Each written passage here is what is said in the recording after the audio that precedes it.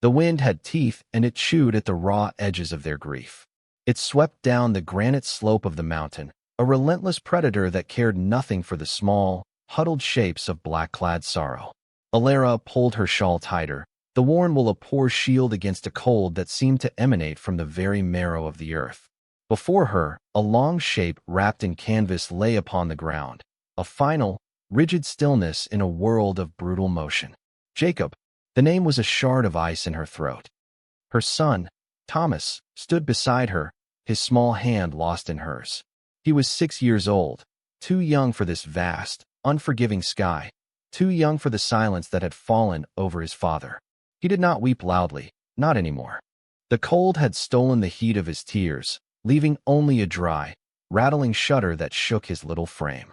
The men of their party stood a few paces away, their shoulders slumped in a posture of collective defeat. Henderson, their appointed leader, held a pickaxe. Its iron head was blunted, scarred with fresh nicks of failure. The ground was like iron. For 2 days they had tried, taking turns, their grunts of effort swallowed by the wind. They had managed only a shallow, pathetic scratch in the frozen soil, a mockery of a grave. The earth would not take their dead. It rejected them, leaving Jacob's body to lie exposed to the circling crows that wheeled like black specks of judgment in the pewter sky. "It's no use," Henderson said, his voice thin and ragged. He threw the pickaxe down. It clanged against a stone with a sound of finality. "The ground is locked. We have to move on before the snow locks us in for good." Panic, cold and sharp, pierced through Alara's numbness. Leave him? Leave him here for the wolves and the weather?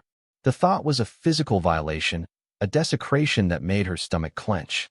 The other women looked away, their faces pinched with fear and a terrible, pragmatic agreement. They had their own children to think of, their own husbands whose hopeful eyes were growing duller with each passing day. They had followed Jacob's dream of a green valley in the west, and it had led them to this barren, wind-scoured purgatory. It was Thomas who spoke, his voice a child's high, clear pipe that cut through the wind's howl. He let go of her hand and took a stumbling step toward the men, his gaze fixed on Henderson's averted face. "Bury Pa," he said. It was not a question. It was a plea, a command, an article of faith from a world where things were still supposed to make sense, where fathers were buried by their sons. "Please." The word hung in the air, impossibly fragile. It shamed the men. Henderson's jaw tightened, a muscle jumping in his cheek. He opened his mouth to say something harsh and necessary about survival, about the living taking precedence over the dead, but no words came. What could a man say to that? Alara knelt, pulling Thomas back to her side, wrapping her arms around him. She could feel the desperate hope in his small body, the belief that these grown men could fix this, could perform this last, essential rite. And she could feel their utter helplessness. The despair was a living thing, settling over their small clan like a shroud of its own. She looked at Jacob's still form, the canvas hiding the face she knew better than her own, and a wave of desolation washed over her so profound it threatened to pull her under. Here, on this savage slope, they were not pioneers. They were failures. They were ants scrabbling at the foot of an indifferent god, and the sky was about to close over them. Her gaze lifted, drawn by some instinct she couldn't name, up toward the high ridge that overlooked their miserable camp. A figure stood there, silhouetted against the churning gray clouds. A man. He was as still as the granite crags around him, a part of the mountain itself. He was not one of theirs. He was tall and broad, wrapped in what looked like furs, a long rifle held loosely in one hand. He was just watching, observing their small, desperate drama with an unnerving stillness. A tremor of a different kind of fear went through her. A scavenger, a man of the wilderness who might see their weakness not as a tragedy, but as an opportunity. Henderson and the others saw him too. Their hands went instinctively to the pistols at their belts, their exhaustion momentarily replaced by a primal, defensive hostility. The stranger did not move. He simply watched as the first flakes of snow, hard and sharp as bits of glass, began to fall. The man on the ridge began to move, descending the slope not with the clumsy slipping of the settlers, but with a fluid, sure-footed grace that spoke of long acquaintance with such terrain. He moved like a wolf, placing his feet with deliberate care, his eyes never leaving their small, tense group. As he drew closer, Alara could see the details of his appearance. He wore buckskins, dark and worn with use. His face was weathered, framed by a thick, dark beard and hair that the wind tugged at. His eyes were the color of the winter sky, and they held no discernible emotion. Not pity, not aggression, not curiosity. They simply were. Henderson stepped forward, his hand resting on the butt of his pistol, a gesture of belligerence that seemed foolishly inadequate. "That's far enough, mister. State your business." The stranger stopped a dozen paces away. He let his gaze sweep over the scene. The defeated men, the weeping women, the canvas-wrapped body, and the pathetic scratch in the earth. His eyes lingered for a moment on the blunted pickaxe, then on Thomas, whose small face was buried in Alara's skirts. Finally, his gaze met Alara's. It was a level, assessing look, and in it, she felt an unnerving sense of being seen, truly seen, not as a grieving widow or a burden, but as the central, anchoring point of the tragedy. He ignored Henderson. His voice, when it came, was low and rough, like stones grinding together. "The ground is shale and ironstone here," he said, not to anyone in particular, but as a simple statement of fact. "You'd need blasting powder to make a dent before the freeze sets for good. We've got no powder to spare for the dead." Another man, Crawley, grumbled from behind Henderson. "We need to be moving on." The stranger's gaze flickered to Crawley, a brief, dismissive glance that seemed to weigh the man and find him wanting. He looked back at Alara. He gestured with his chin up the slope, to the east. "There's a stand of aspens. A small hollow on the lee side of the rocks. The soil is deeper there. Sheltered." Henderson bristled at being ignored, at the stranger's quiet authority. "We don't need advice from some mountain scavenger. We'll manage our own affairs." The stranger's expression did not change. He seemed to possess an endless well of patience, of stillness. He looked from Henderson's puffed-up pride to Jacob's body, and a decision seemed to pass over his face. He unslung a heavy canvas roll from his back and let it fall to the ground. It landed with a heavy, metallic thud. He unrolled it to reveal tools that made their own look like children's toys. A heavy, sharp-headed spade, a mattock with a wicked point, and a thick iron bar. They were tools made for this land, not for the soft soil of the Ohio Valley they had left behind. He looked at Alara again. The boy shouldn't see his father left to the elements. It was the simple, unadorned truth. It cut through the men's pride and fear. It spoke directly to the heart of her own terror. This man, this complete stranger, understood the core of what was wrong. It wasn't just about a burial. It was about dignity. It was about a son's memory of his father. "We don't need your charity," Henderson snapped, his authority crumbling. Alara found her voice. It was cracked and thin, but it was hers. "Mr. Henderson," she said, her eyes still on the stranger. "We have failed. For 2 days, we have failed." She straightened up, pulling Thomas behind her, shielding him. She took a step forward, a deliberate choice. She was crossing a line, breaking from the group's consensus. "If this man can help, then we must let him." Her words fell into a shocked silence. Henderson stared at her, his mouth agape. She had always been quiet, deferential, Jacob's wife. Now, she was speaking against him. But the other men looked away, their shame palpable. She was right. The stranger gave a slight, almost imperceptible nod. He shouldered his roll of tools. "I'll need 2 men to help me carry him," he said, his gaze sweeping over the group. No one moved. They were frozen by resentment and suspicion. He sighed, a barely audible breath of air. "Then the woman and I will do it." The words shamed them into action. Crawley and another man, younger, named Peter, shuffled forward reluctantly. Without another word, the stranger led the way, his stride long and even, up towards the aspen grove he had indicated. Alara watched him go, a towering figure of competence against the gray sky. She did not know his name. She did not know if he was a devil or a savior. But he was digging a grave for her husband, and for that, she felt a profound and terrifying surge of gratitude. She gathered Thomas in her arms and followed, her boots sinking into the now thickening snow. The hollow was exactly as he'd described it. A small, protected space nestled between a cluster of granite boulders and a grove of skeletal aspens. The wind was gentler here, its howl muted to a mournful whisper. The ground, covered in a thin layer of snow and fallen leaves, looked softer, more forgiving. The stranger, who had still not offered his name, directed Crawley and Peter to lay Jacob's body down with a quiet gesture. Then he took up the mattock. He worked with an economy of motion that was mesmerizing. There was no wasted effort, no grunting or cursing, just a rhythmic rise and fall of the tool, a steady, powerful cleaving of the earth. The mattock head bit deep into the soil, which was hard but not the impenetrable stone of the exposed slope. He worked alone, the other men standing by like useless statues, their resentment a palpable thing in the cold air. They were farmers and wheelwrights, men whose strength was suited to timber and loam, not this high, hard country. This man was different. He was made of the same unyielding material as the mountains themselves. Alara stood holding Thomas, watching. She should feel afraid of this man, this wild, silent force who had appeared from nowhere. Henderson's suspicion was contagious, and a part of her wondered at his motives. People in this wilderness did not offer help for nothing.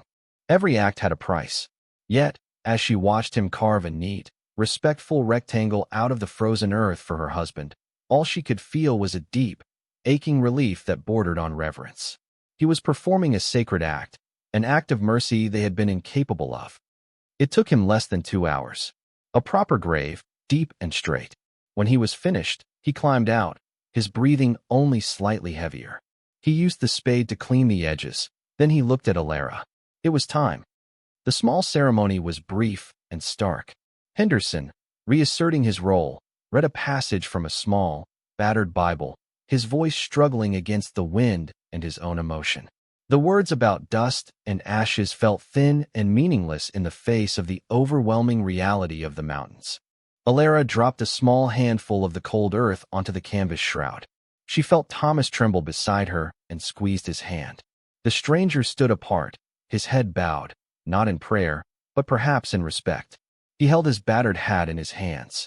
When it was over, he was the one who began to fill the grave, his movements swift and efficient, as if he wished to spare them the prolonged agony of the sight. When the last spadeful of earth was patted down, he took a large, flat stone and wedged it at the head of the mound. A marker. Simple. Permanent. The work was done. He rolled his tools back into their canvas sheath and slung it over his shoulder. He looked at the sky, which was now a low, bruised ceiling of churning gray. The snow was falling in earnest, no longer in flakes but in thick, wet sheets that clung to their clothes and hair. A blizzard, he said, his first words in over an hour. A bad one. It will be on you before you can get back to your wagons. Henderson looked at the sky, then at the man, his face a mask of indecision and pride. We have shelter. Canvas is not shelter in a whiteout, the stranger stated flatly. Not up here. The wind will tear it to ribbons and the cold will take you in your sleep. He looked from Henderson to the other families, to the children shivering beside their mothers. Then his eyes, once more, settled on Alara. I have a cabin. A day's walk from here. Less. It's small, but it's solid. You can weather the storm there. The offer hung in the air, a lifeline thrown into a churning sea. But it came from him, the outsider, the man they did not trust. We thank you for your help, Henderson said stiffly, the words tasting like ash in his mouth. But we'll not be beholden to you. We'll take our chances with our own. The stranger gave a small, weary shrug, as if he had expected nothing less.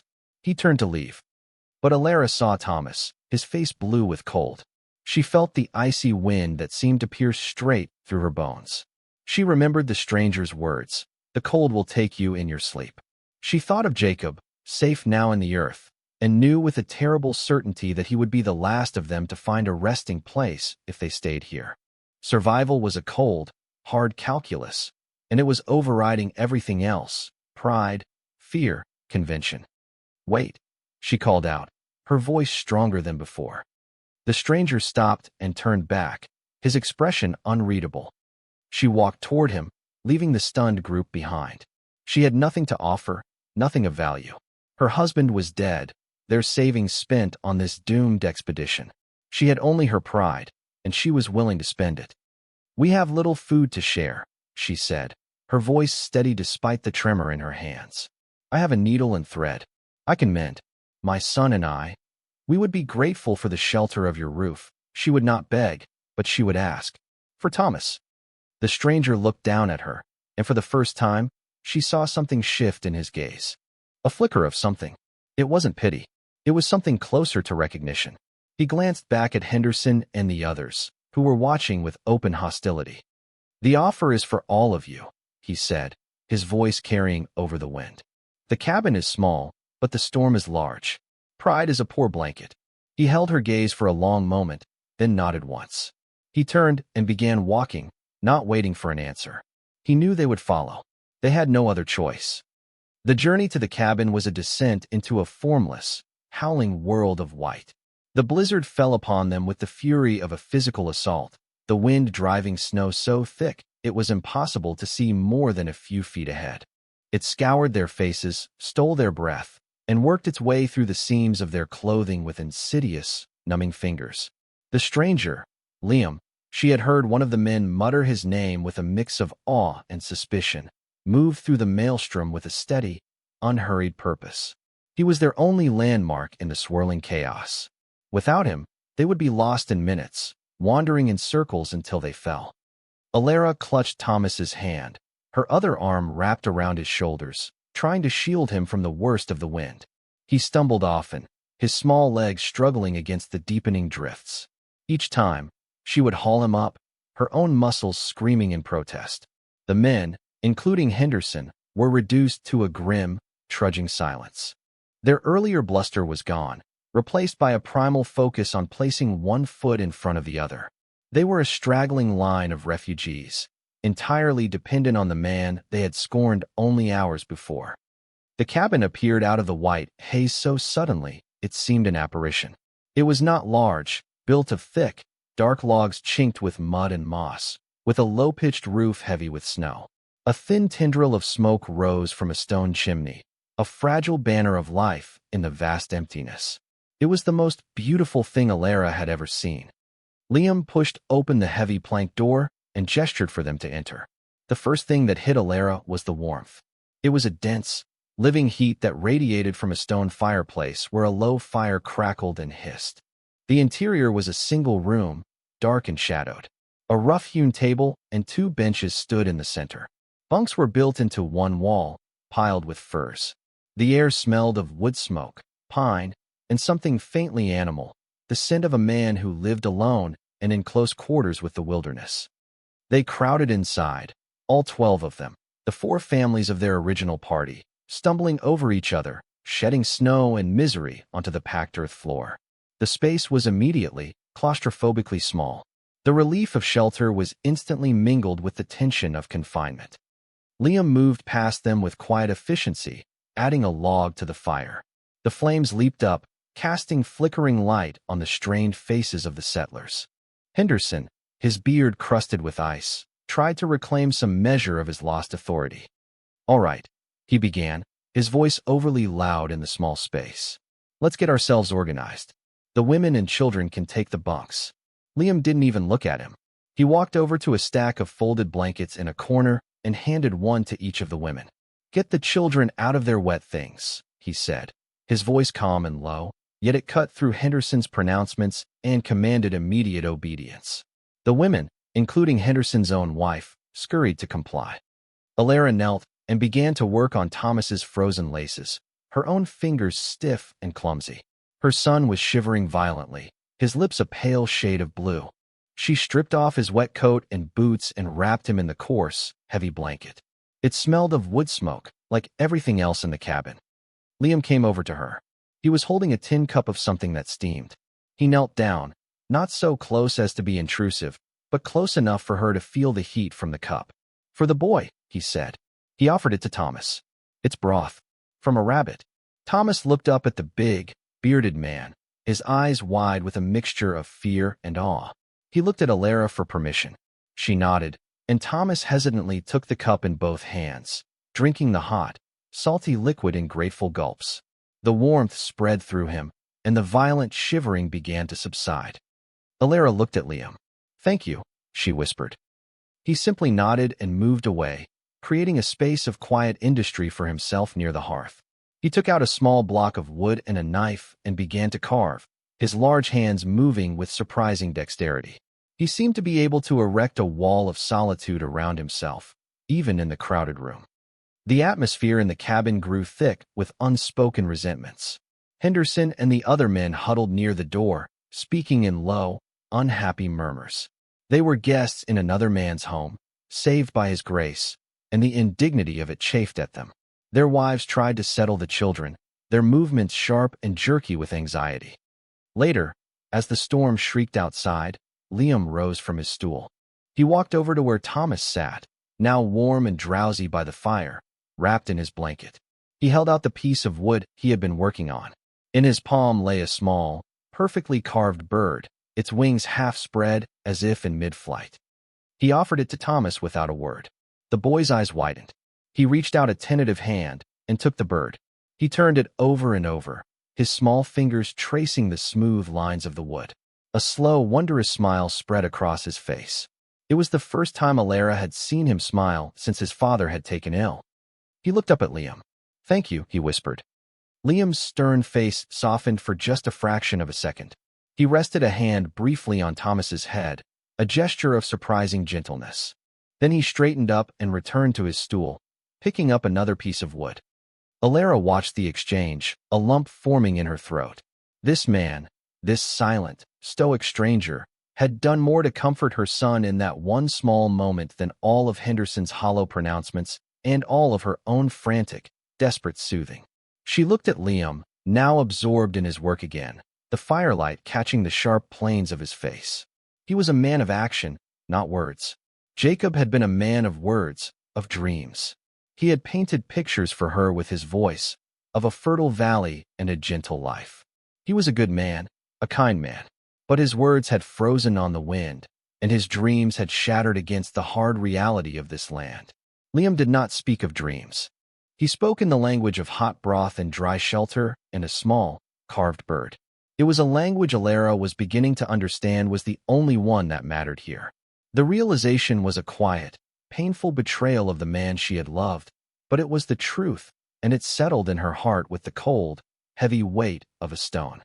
The storm did not abate. For 3 days, it howled, a ceaseless, maddening shriek that scraped at the nerves.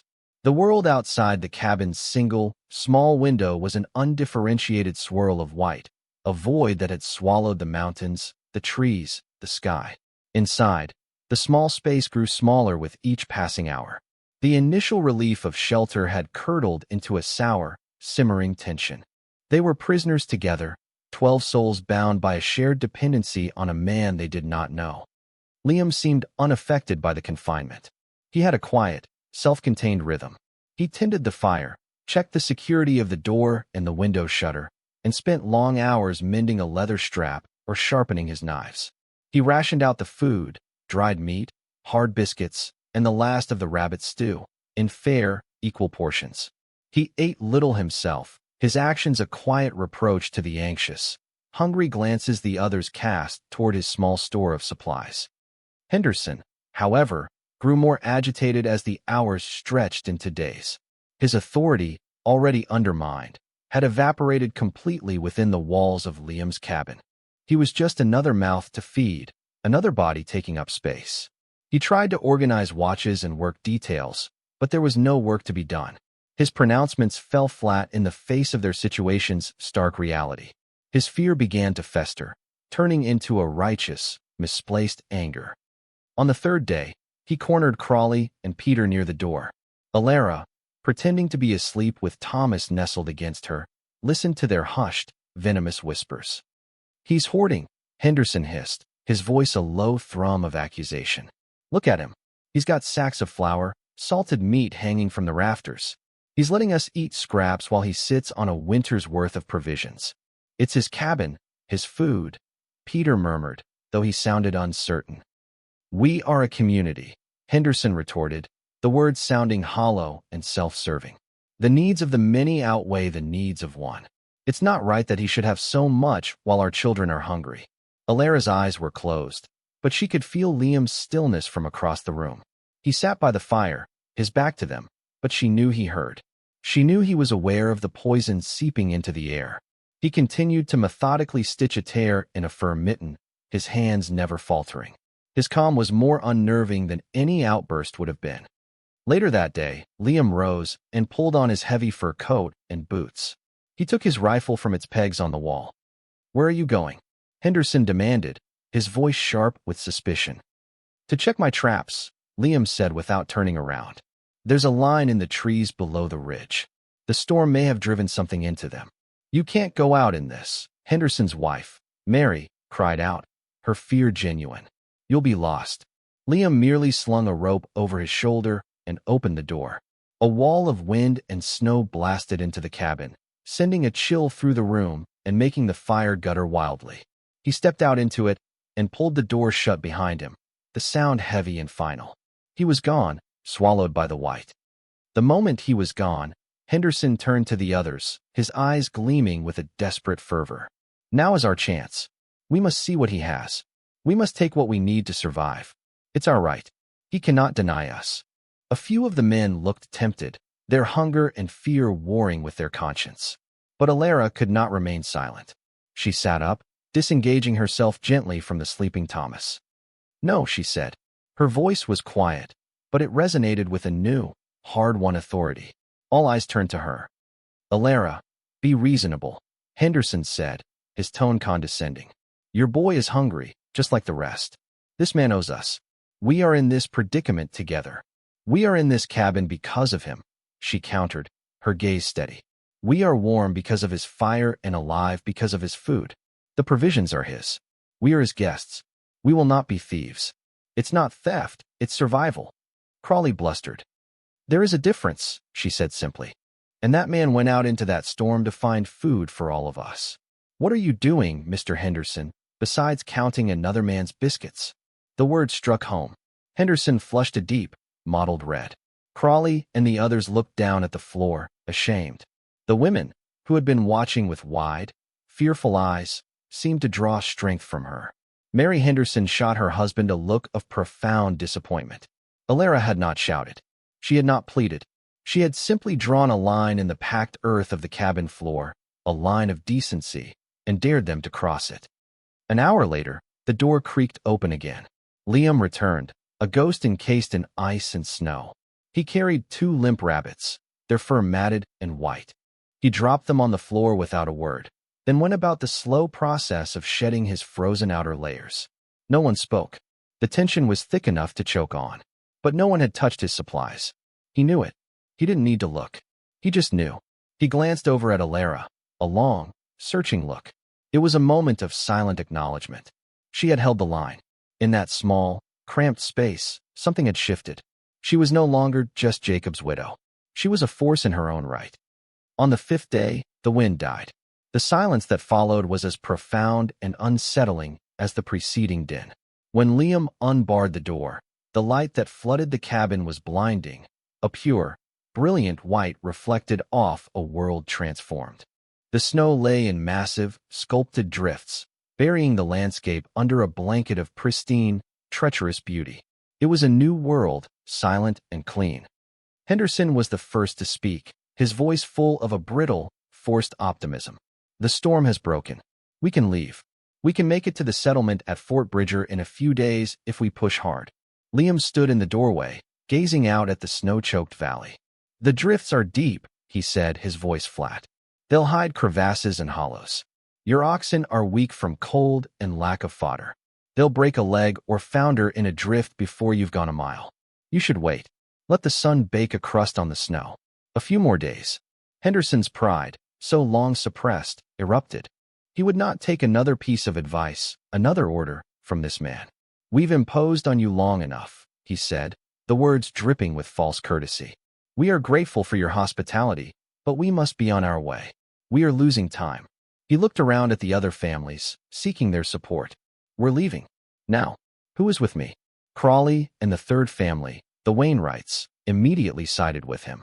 They were eager to escape the cabin, to escape their debt of gratitude to Liam, to reclaim some semblance of control over their own destinies. They began to gather their meager belongings with a frantic energy. But the Millers, a quiet couple with 2 young children, hesitated. Mr. Miller looked at Liam, then at the vast, intimidating expanse of white. He had seen the truth of Liam's competence and the folly of Henderson's pride. He looked at his wife, who nodded almost imperceptibly. Then Henderson looked at Alara. Alara? We're going. Alara looked at Thomas, who was watching Liam with an expression of quiet trust. She looked at the impassive face of the man who had buried her husband, sheltered her son, and fed them from his own stores. She looked at the blinding, deadly beauty of the snow. Her decision was not born of logic alone, but of a deep, instinctual shift within her. She had followed one man's dream into disaster. She would not follow another man's fear into a frozen grave. "We will stay," she said, her voice clear and firm. "Mr. Liam is right. It is not safe. Thomas and I will wait."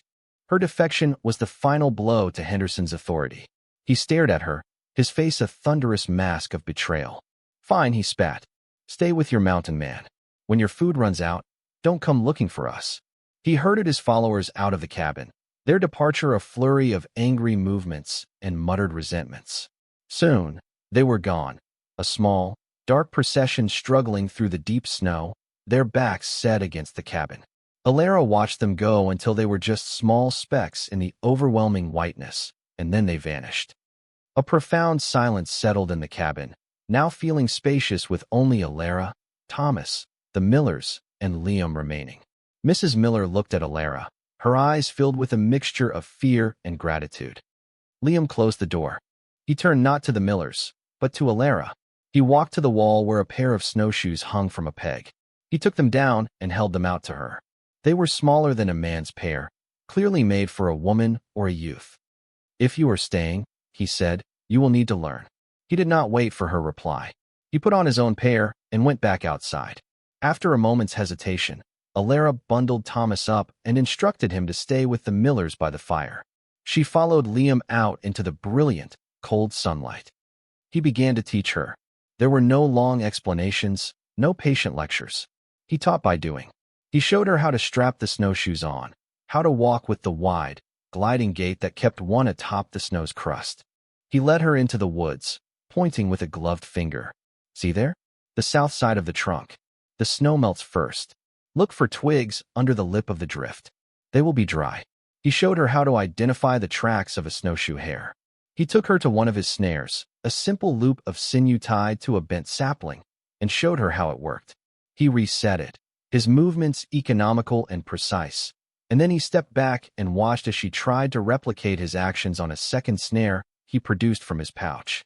Her fingers were clumsy with cold and inexperience, but she did not give up. He watched her, his expression unreadable, offering no praise and no criticism, simply allowing her the dignity of the struggle.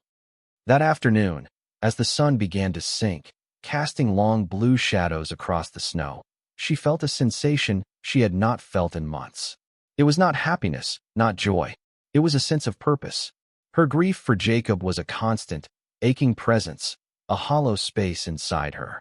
But for the first time since his death, she was not just passively enduring her sorrow.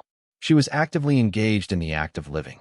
Her hands were raw with cold, her muscles ached from the unaccustomed movement, but she was learning to survive. She was learning the hard, practical grammar of this new world, and in doing so, she was beginning to write a new sentence for her life. The days that followed settled into a new rhythm, a quiet routine of survival.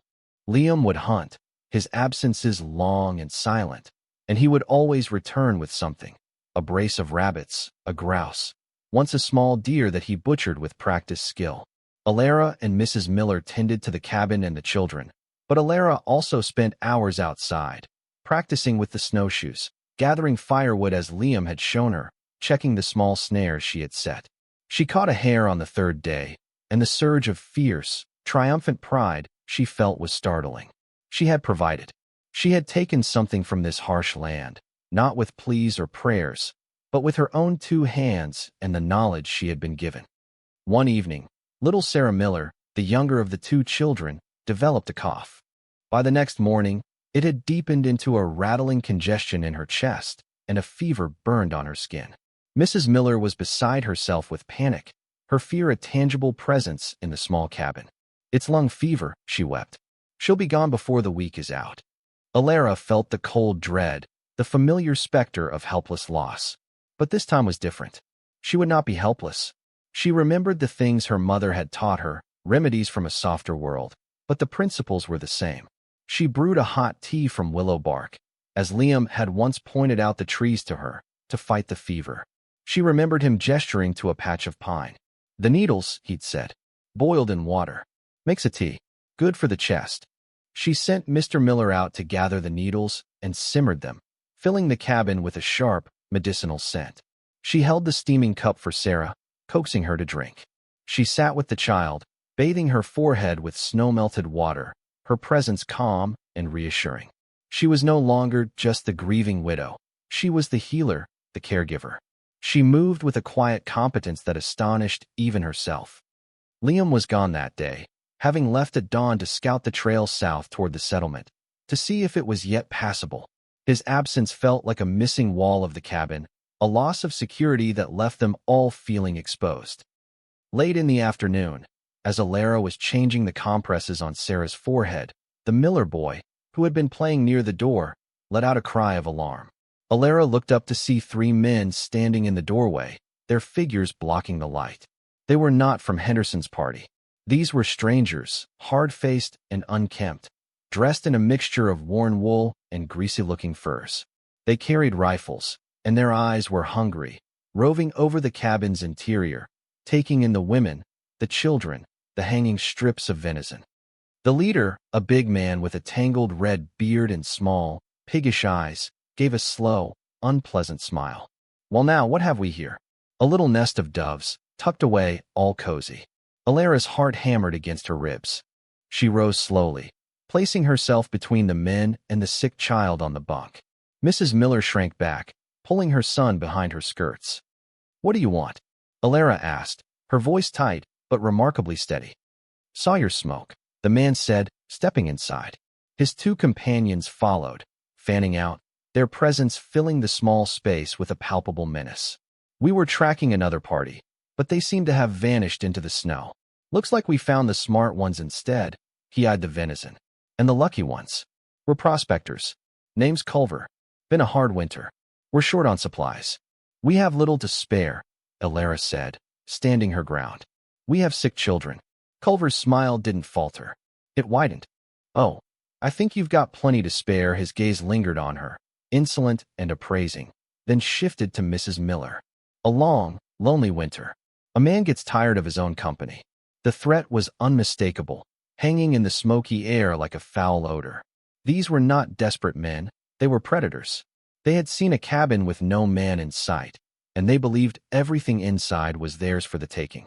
Mr. Miller, a slight, gentle man, stepped forward. Now see here, he began, his voice trembling. You'll take some food and be on your way. One of Culver's men backhanded him across the face. Miller staggered back, a trickle of blood running from his lip. His wife screamed. Alara's fear was a cold, solid knot in her stomach, but a hot, protective rage burned through it. She thought of Thomas, who was watching from the corner, his eyes huge with terror. She would not let them touch her son. She would not let them do this. She backed away toward the fireplace, her eyes never leaving Culver. Her hand closed around the iron poker resting on the hearth. It was heavy, solid. A pathetic weapon against 3 men with rifles, but it was something. She held it up, her knuckles white. Get out, she said, her voice low and shaking with a fury she didn't know she possessed. Get out of this house. Culver laughed, a nasty, guttural sound. Look at the little mother bear. He took a step toward Mrs. Miller, who was cowering against the wall. He reached out and grabbed her arm. Let's get ourselves reacquainted with some civilized company. Mrs. Miller cried out in pain and terror. The cabin, once a sanctuary, had become a trap. Alara raised the poker, her mind screaming, her body preparing for a desperate, hopeless lunge. Time seemed to slow, the moment stretching into an eternity of dread. This was it. This was how it ended. Not in the snow, not by starvation, but here, in violence and violation. And then a shadow fell across the doorway. Liam stood there. He had not burst in. He had simply appeared, as silent as the snow. He held his long rifle, not aimed, but held at his side in a way that was somehow more menacing than an overt threat. His face, framed by the blinding white light from outside, was absolutely devoid of expression. His eyes, the color of ice, were fixed on Culver's hand, where it gripped Mrs. Miller's arm. The cabin fell into a dead silence, broken only by the crackle of the fire and Mrs. Miller's terrified sob. Culver and his men froze, their bluster evaporating in the face of this new, cold presence. They were bullies, used to the loud, aggressive postures of other men. Liam's stillness was something entirely different. It was the absolute calm of a coiled snake. "Let her go," Liam said. His voice was not loud. It was a quiet, conversational tone that was more chilling than any shout. Culver, slow to let go of his perceived advantage, sneered. "Or what, mountain man? You gonna shoot all three of us?" Liam's gaze lifted from Culver's hand to his eyes. "I won't have to," he said, the same quiet, level tone. "I'll shoot you. In the gut. The other two will leave while you're screaming. You'll take a day or two to die. It will be unpleasant." He did not raise his voice. He did not make a threat. He laid out a sequence of events with the calm certainty of a man describing the sunrise. There was no doubt in anyone's mind that he would do exactly as he said. The blood drained from Culver's face. The raw, animal fear in his eyes was plain to see. He was looking at a man who lived by a different set of rules, a man for whom violence was not a tool of intimidation, but a simple, practical solution. He slowly, reluctantly, released Mrs. Miller's arm. She scrambled away, back to her husband's side. "Now," Liam said, his voice still quiet, "get out of my cabin." For a moment, nobody moved. The standoff held, a fragile skin of tension stretched to the breaking point. Culver's men looked at their leader, waiting for a sign. But Culver's bravado was gone, replaced by a sullen, resentful fear. He gave a jerky nod. Wordlessly, the three men backed out of the cabin, their rifles held awkwardly. They did not turn their backs until they were well clear of the doorway. Culver spat on the snow, a final, impotent gesture of defiance. "This ain't over," he snarled. Liam watched them until they were a good distance away, retreating back the way they had come. Only then did he step fully inside and bar the door, the heavy wooden beam sliding into place with a solid, reassuring thud. The aftermath was a vacuum of sound. Alara stood trembling, the iron poker suddenly immensely heavy in her hand. The adrenaline drained out of her, leaving her weak and shaky. Thomas ran to her, burying his face in her skirts, his small body racked with silent sobs. She dropped the poker with a clatter and knelt, wrapping her arms around him, holding him tight. Liam walked over to the water bucket and ladled some into a cup. He brought it to her. He didn't say, "Are you all right?" He didn't ask what had happened. He had seen enough. He simply held out the cup. She took it, her hands shaking so much the water sloshed over the rim. Their fingers brushed, and the brief contact was grounding, a steadying anchor in the swirling sea of her fear. He then went to Mrs. Miller, who was weeping in her husband's arms. He looked at the sick child in the bunk, who had slept through the entire ordeal. He placed a hand on Sarah's forehead, his touch surprisingly gentle. "Fever's still high," he murmured, more to himself than anyone. He looked at Alara, his gaze holding hers for a long moment. There was no praise in his eyes, but there was a deep, quiet respect. He had seen her with the poker in her hand, standing between the predators and her child. He had seen her courage. In that shared look, an unspoken understanding passed between them, a bond forged not in words or sentiment, but in the crucible of shared danger. They were no longer just a rescuer and a survivor. They were partners in this harsh, unforgiving place. Spring arrived not as a gentle awakening, but as a messy, violent thaw. The world dissolved into a morass of melting snow, mud, and rushing water. The streams, choked with ice, roared like angry beasts. The great white silence was replaced by a world of drips and gurgles and the suck of mud. But with the thaw came the first hints of green on the south-facing slopes and the return of birdsong. The iron grip of winter was breaking. Sarah Miller's fever broke a few days after the encounter with Culver's men. She recovered slowly, but she recovered. The Millers looked at Alara with an open, heartfelt gratitude that was both warming and embarrassing. They saw her as their savior, but she knew she had only been a part of it. The real security in the cabin came from the silent man who cleaned his rifle by the fire each night. A week after the thaw began, they had another visitor. This one was a welcome sight, a lone rider, a trapper making his way down from the high country. He brought news from the world beyond their valley. He told them of Fort Bridger, which was stirring to life after the long winter. And he told them another story. He spoke of a small party of settlers, led by a man named Henderson, who had been found a month prior by a crow hunting party. Their wagons were stuck in a massive drift in a high, exposed pass. The oxen were frozen solid in their harnesses.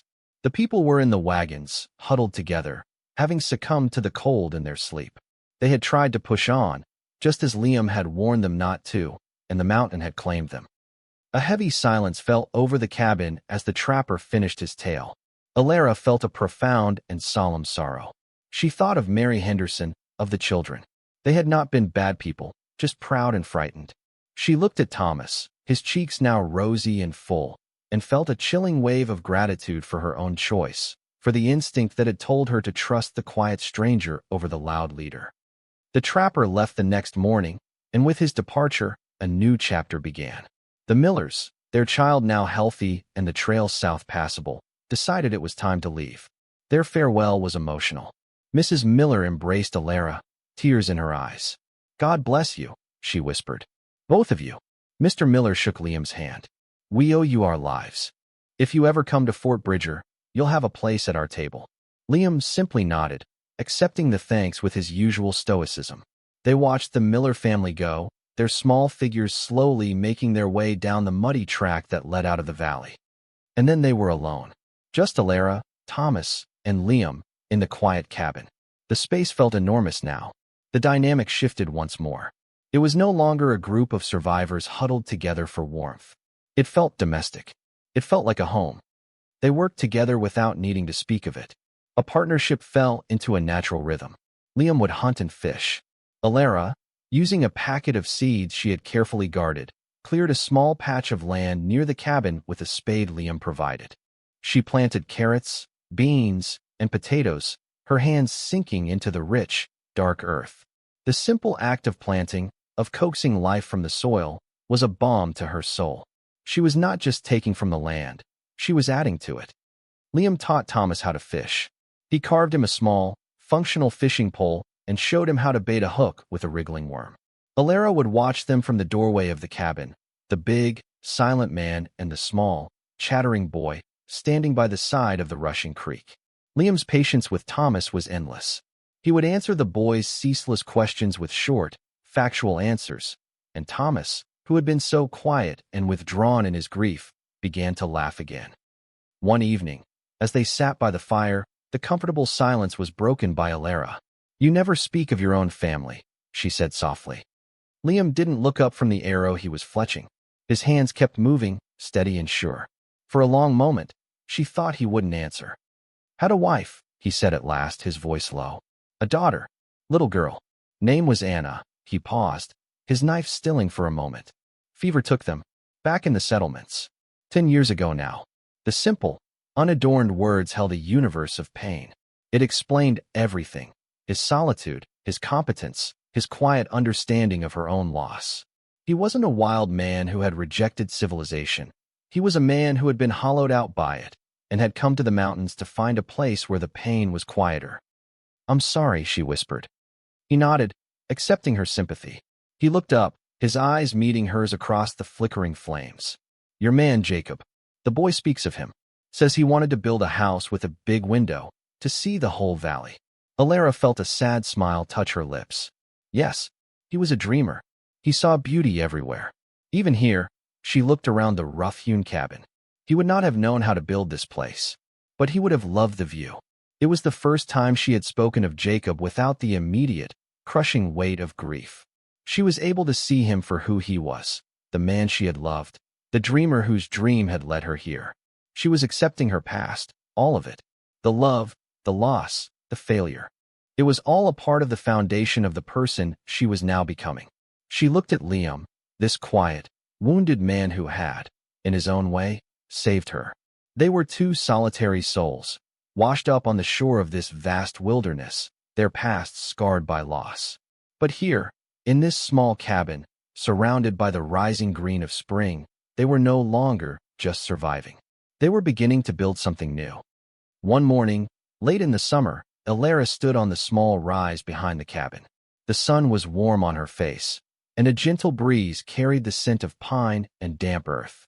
Below her, the valley was a tapestry of deep greens and the brilliant purple of fireweed.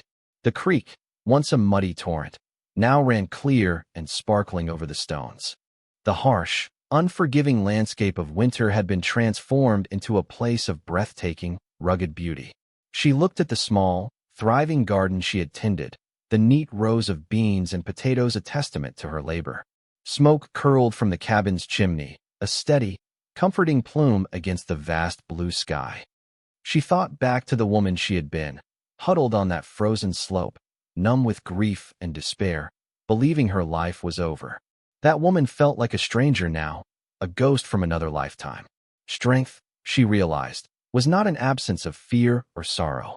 It was the act of planting a seed in frozen ground, of tending a feverish child in a dark room, of picking up an iron poker to defend your own. It was forged in the quiet, daily acts of endurance. It wasn't about becoming hard. It was about refusing to break. Liam came to stand beside her. He didn't speak, just handed her a warm tin cup of broth. It had become their ritual, these quiet moments of shared observation. His presence beside her was as natural and solid as the mountains themselves. They stood in comfortable silence, looking out at the land that had nearly killed them and had, in turn, given them a new life. It was no longer a savage frontier. It was home. "The aspens will be turning soon," he said, his voice a low rumble. "First frost will come not long after." It was a simple statement of fact, but she heard the underlying meaning. Winter is coming again. Are you ready? Before she could answer, a shout came from down by the creek. Thomas came running up the hill toward them, his face bright with excitement. He was holding up a string of 3 respectable-looking trout, their silver sides flashing in the sun. "I caught them all by myself," he yelled, breathless and proud. "Can we have them for supper?" Elara looked at her son. He was taller, stronger. The haunted look was gone from his eyes, replaced by the clear, confident gaze of a boy who knew his place in the world. He was not just surviving. He was thriving. In him, she saw the culmination of her own transformation. She was no longer Jacob's widow or Henderson's dependent. She was Thomas's mother. She was a woman of this place. She smiled, a genuine, unburdened smile that reached her eyes. "Of course we can," she said. She looked from her laughing son to the quiet man beside her. Liam was watching Thomas, and on his stern face was the faintest trace of a smile. In that moment, Elara saw their future. It would not be easy. The winters would be long and hard, the dangers of the wilderness ever present. There would be no grand declarations, no promises of a gentle life. But there would be this, a shared strength, a quiet understanding, a partnership built on the solid bedrock of survival. She had come to this land to follow a dream of a fertile valley. The dream had died with her husband on that cold mountain slope. But here, in its place, something truer and more resilient had taken root. Hope. It was not the loud, bright hope of a dreamer, but a quiet, steady flame, like the fire in their hearth, a beacon of warmth and life against the vast, wild beauty of their world. She turned with Liam, and together, they walked back toward the cabin, toward the rising smoke, toward home.